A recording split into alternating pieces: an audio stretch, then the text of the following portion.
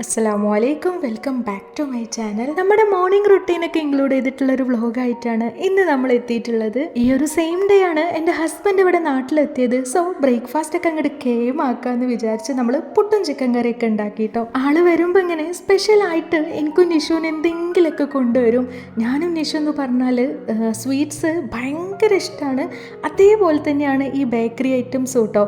എത്ര കഴിച്ചാലും മതിയാവില്ല. ഞങ്ങൾക്ക് കഞ്ഞിയും ചോറും ഇനി ഒരു നേരം കിട്ടിയില്ലെങ്കിൽ എങ്കിലും കുഴപ്പമില്ല. കഴിഞ്ഞ പ്രാവശ്യം വന്നപ്പോൾ ലഡും ജിലേബിയൊക്കെയാണ് കൊടുക്കുന്നത്. അപ്പോൾ ഞാൻ ഈ ഒരു സെയിം അതുപോലത്തെ ബോക്സ് ഇതിനകത്ത് കണ്ടപ്പോൾ അങ്ങനെ എന്തെങ്കിലുമൊക്കെ ആവുമെന്ന് വിചാരിച്ചിട്ട് തുറന്ന് നോക്കിയതാണ് കേട്ടോ. അപ്പോൾ നോക്കിയപ്പോൾ ഉണ്ടല്ലോ ഈ ഒരു എന്താ പറയുക, അതിൻ്റെ പേരൊന്നും അറിയില്ല, സംഭവം എനിക്ക് ഭയങ്കര ഇഷ്ടമാണ്. ലൈക്ക് പാൽപ്പേടൊക്കെ ഉണ്ടല്ലോ, അതുപോലൊരു സാധനമാണേ. അപ്പോൾ നമ്മൾ ബ്രേക്ക്ഫാസ്റ്റ് ഒന്നും കഴിച്ചിട്ടില്ല, ഞാൻ ജസ്റ്റ് ഉണ്ടാക്കി തുടങ്ങുന്നതേ ഉള്ളൂ കേട്ടോ. അതായത് പുട്ടൊക്കെ ആണെന്നുണ്ടെങ്കിൽ നമുക്ക് ആകെ 2 കുറ്റി എങ്ങാണ്ട് മതിയാകും. അതിന് ഉണ്ടാവും അത്യാവശ്യം, കാരണം നമ്മളാകെ 2-3 ആളല്ലേ ഉള്ളൂ. അപ്പോൾ അതിന് മുമ്പായിട്ട് ഈ ഒരു സാധനം എനിക്ക് ഒരു സമാധാനമില്ല അവിടെ നിന്നിട്ട്.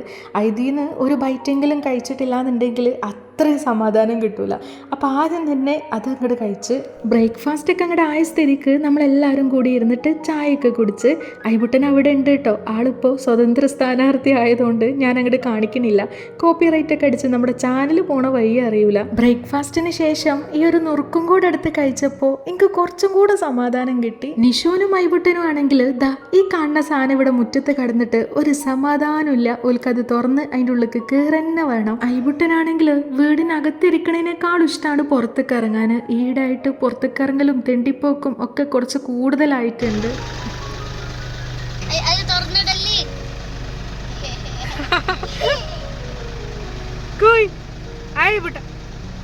എന്താ പരിപാടി?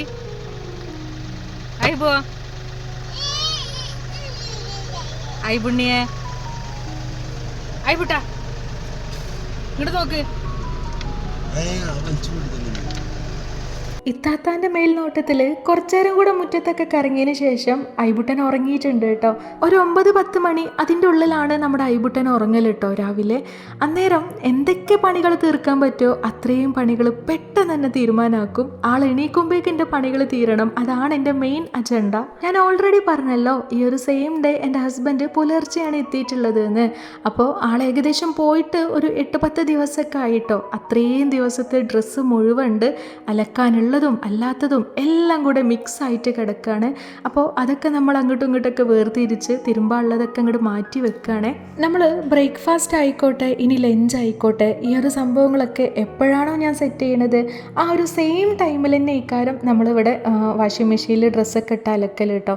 അതായത് നമ്മളെ കിച്ചണിൽ തന്നെയാണ് വാഷിംഗ് മെഷീൻ സെറ്റ് ചെയ്തിട്ടുള്ളത്. അതുകൊണ്ട് സംഭവം സുഖമാണ്, നമുക്ക് 2 പണികളും ഒപ്പം തീരുമാനമാകും. ഇന്നിപ്പം ഞാൻ മോർണിംഗ് വിശേഷങ്ങൾ മാത്രമേ കാണിക്കണുള്ളൂ. സാധാരണ നമ്മൾ മോർണിംഗ് ടു ഈവനിങ് വരെയുള്ള കാര്യങ്ങളൊക്കെ ഇൻക്ലൂഡ് ചെയ്യലുണ്ട്. ഈ day in my life vlog അല്ലാണ്ട് വേറെ എന്തെങ്കിലുമൊക്കെ മാറ്റി പിടിക്കണമെന്നുണ്ടെങ്കിൽ നിങ്ങൾ ജസ്റ്റ് ഒന്ന് കമൻറ്റ് ചെയ്തോളൂ കേട്ടോ. നമ്മൾ അതിനനുസരിച്ച് സെറ്റ് ചെയ്യണതായിരിക്കും. ഇപ്പോൾ വെക്കേഷനൊക്കെ ആയതുകൊണ്ട് നിഷും കൂടെ ഉണ്ടല്ലോ വീട്ടിൽ. അപ്പോൾ ഐബുട്ടനെ നോക്കാനാണെങ്കിലും ഇനിയിപ്പോൾ എനിക്ക് വീഡിയോ എടുക്കാനാണെങ്കിലും എഡിറ്റ് ചെയ്യാനാണെങ്കിലും ഒക്കെ സുഖമാണ്.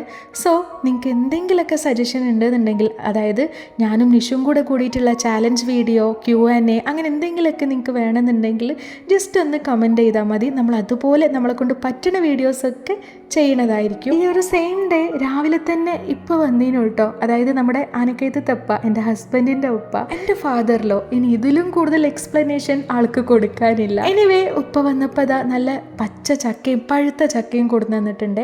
അപ്പോൾ രാവിലെ തന്നെ കൊടുന്നൊരാളുടെ കാരണം എന്താ വെച്ചാൽ ഇന്ന് തന്നെ അത് കൂട്ടാൻ വെച്ചോട്ടേ കരുതിയിട്ടാണ്. സോ നമ്മൾ ചക്ക കൂട്ടാനാക്കാമെന്ന് വിചാരിച്ച് ലഞ്ചിന്.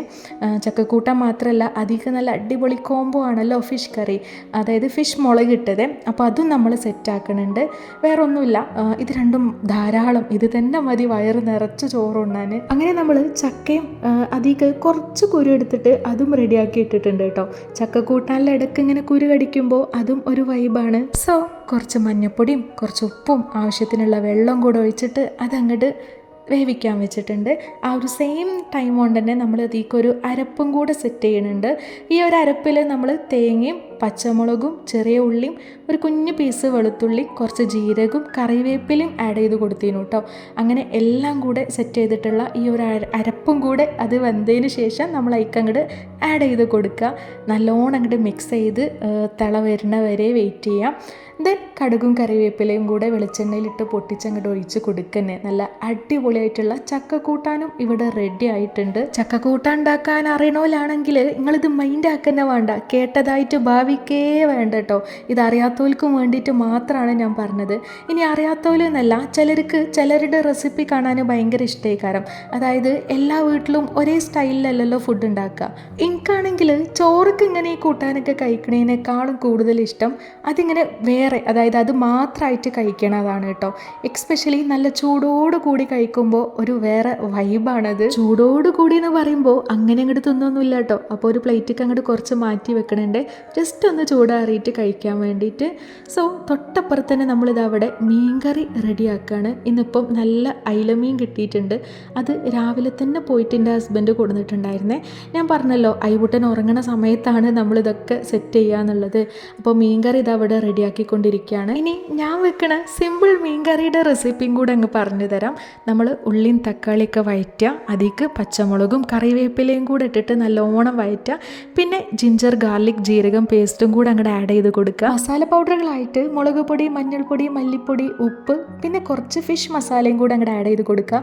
നല്ല കൊടംപുളി ഉണ്ടല്ലോ വെള്ളത്തിലിട്ട് വെച്ചത്, അതും കൂടെ ആഡ് ചെയ്ത് കൊടുക്കുക. കൊടംപുളിയിൽ നിന്ന് ഒരു 4-5 കൊടംപുളിയും കൂടെ അങ്ങോട്ട് ഇട്ട് കൊടുത്തിട്ടുണ്ട്. അതെല്ലാം കൂടെ നല്ല അടിപൊളിയായിട്ട് അവിടെ അങ്ങോട്ട് തിളച്ച് സെറ്റ് ആവട്ടെ. അന്നേരം നമ്മളിവിടെ ചൂടാറാൻ വേണ്ടിയിട്ട് കുറച്ച് ചക്കക്കൂട്ടാൻ മാറ്റി വെച്ചിട്ടുണ്ടല്ലോ, അതങ്ങോട്ട് നല്ല ഉഷാറായിട്ട് കഴിക്കാം. 10 മണിക്കൊരു ഫുഡ് കഴിക്കണ പതിവൊന്നും എനിക്കില്ല കേട്ടോ. ഇങ്ങനെ എന്തെങ്കിലുമൊക്കെ ഉണ്ടെന്നുണ്ടെങ്കിൽ മാത്രം എടുത്ത് കഴിക്കും. അപ്പോഴും ചോറൊന്നും കഴിക്കൂല. പിന്നെന്താ ഈ തടിയും വണ്ണമെന്ന് ചോദിച്ചാൽ അത് ജന്മനാ ഇങ്ങനെയാണ്. എന്താ പറയുക, എന്ത് കുടിച്ചാലും ദേഹത്ത് പിടിക്കും, എന്ത് കഴിച്ചാലും ദേഹത്ത് പിടിക്കും എന്ന് പറയില്ലേ, ആ തോതിലാണുള്ളത്. എഡിറ്റ് ചെയ്യുമ്പോൾ ഈ വാലിൻ്റെ അവിടെയുള്ള ആ ഒരു ഭാഗം കണ്ടപ്പോഴാണ് എനിക്ക് ഓർമ്മ വന്നത്, പഠിച്ചവന് ഇത് അയിലല്ലോ, അയില ചെമ്പാനാണ് എന്നുള്ളത്. സോ അയില ചെമ്പാൻ വെച്ചിട്ടുള്ള കറിയാണ് നമ്മൾ ഉണ്ടാക്കുന്നത് കേട്ടോ. ഞാൻ അയില നിങ്ങളോട് ഓൾറെഡി പറഞ്ഞല്ലോ, അപ്പോൾ അത് തിരുത്തിയിട്ടുണ്ട്. ലാസ്റ്റ് ആൻഡ് ഫൈനൽ കുറച്ചും കൂടെ ടേസ്റ്റ് കിട്ടാൻ വേണ്ടിയിട്ട് നമ്മളിതാ ഈ മല്ലിയിലയും കൂടെ അങ്ങോട്ട് ആഡ് ചെയ്ത് കൊടുക്കുന്നുണ്ട്. ഇനി ഒരു തിളയും കൂടെ അങ്ങോട്ട് തിളച്ചാൽ സംഭവം സെറ്റായി നല്ല അടിപൊളി മുളകിട്ട് കറി ഇവിടെ റെഡി ആയിട്ടുണ്ട്. നമ്മുടെ വ്ളോഗ് നിങ്ങൾക്ക് ഇഷ്ടമായിട്ടുണ്ടെങ്കിൽ ലൈക്ക് ചെയ്യാനും ഹൈപ്പ് ചെയ്യാനും കമൻറ്റ് ചെയ്യാനും മറക്കരുത്. അപ്പോൾ ഇൻഷാ അല്ലാഹ് നെക്സ്റ്റ് വീഡിയോയിൽ കാണാം.